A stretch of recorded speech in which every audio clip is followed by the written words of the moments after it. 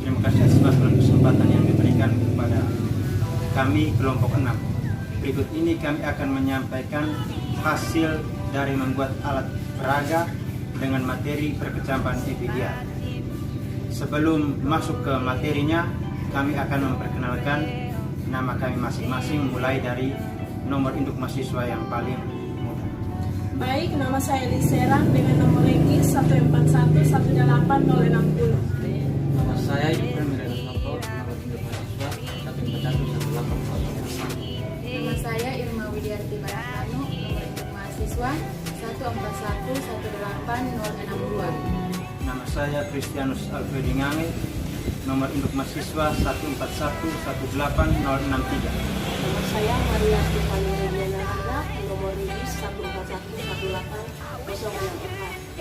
Nama saya Ana Pradiana Tenis, nomor induk mahasiswa 141806. Nama saya Afan Smidu, nomor regis 14118066.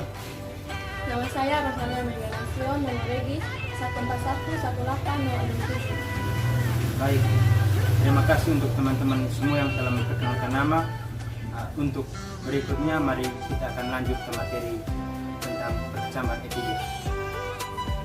Terima kasih. Di sini saya akan menjelaskan media yang kami buat, yaitu proses pertumbuhan dari perkecambahan epidemial. Di sini adalah kotak. Nah, kotak ini diibaratkan sebagai media dari proses pertumbuhannya perkecambahan epidemial. Yang ini diibaratkan sebagai tanah, di mana pada awal proses pertumbuhan yang terjadi di dalam tanah. Yang ini, warna orange ini diibaratkan sebagai permukaan tanah ketika tumbuhan sudah berada di atas permukaan tanah. Terima kasih.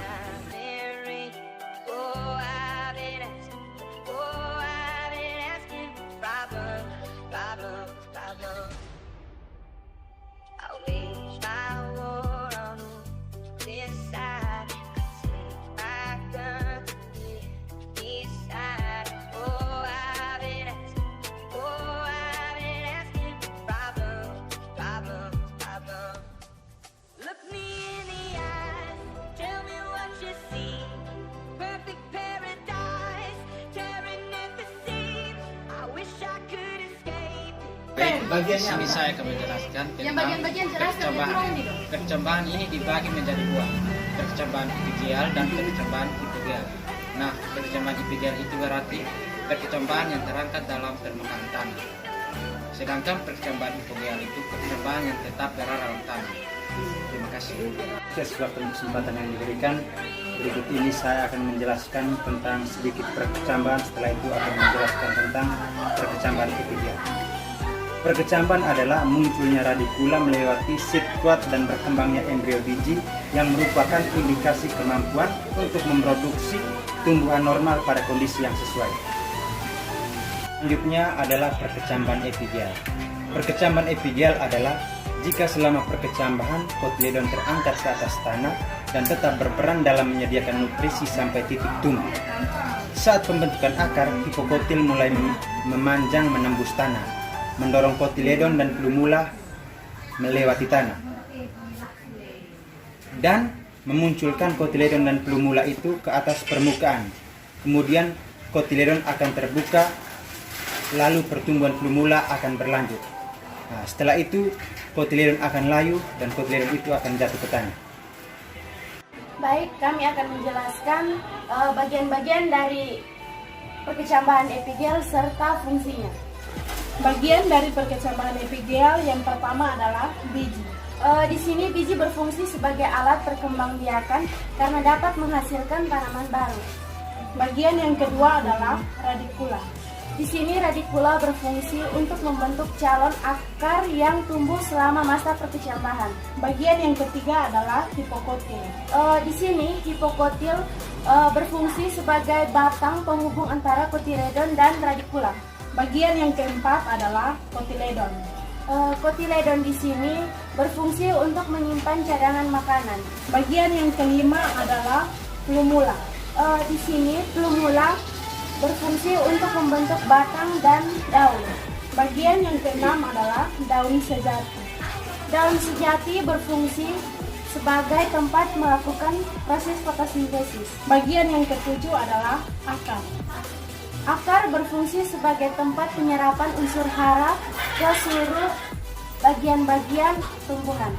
Sekian dan terima kasih. Ini saya akan menjelaskan ciri perkecambahan epigial. Ciri utama perkecambahan epigial ditandai terangkatnya kotiledon ke atas permukaan tanah. Nah, hal ini dikarenakan terjadi pemanjangan bagian hipokotil, yaitu ruas batang di bawah kotiledon. Kotiledon dan plumula atau bakal daun terdorong ke permukaan tanah. Terima kasih. Terima kasih. Di sini saya akan menjelaskan tentang proses pertumbuhan dari perkecambahan epigial. Yang pertama yaitu radikula. Ini adalah radikula, yaitu radikula yang muncul pertama kali membentuk hipokotil. Yang ini adalah hipokotil. Plumula, ini adalah plumula, di mana plumula adalah bagian terakhir perkembangan yang setelah muncul di permukaan. Yang ketiga yaitu hipokotil. Ini adalah hipokotil, yaitu awalnya membentuk sebuah loop, lalu kemudian memanjang membawa kotiledon ke permukaan tanah. Yang keempat yaitu kotiledon, di mana kotiledon ini yang telah muncul ke permukaan akan membentuk daun seperti ini, diikuti oleh perkembangan selanjutnya. Terima kasih. Akan menjelaskan keuntungan dari perkecambahan epigial. Perkecambahan epigial yaitu kotiledon dapat segera berfotosintesis setelah muncul di permukaan tanah yang menyediakan energi untuk pertumbuhan selanjutnya. Saya akan menjelaskan tentang perkecambahan epigial. Yang pertama, kedelai, ubi, buncis, tomat, kacang panjang, kapas, dan selada.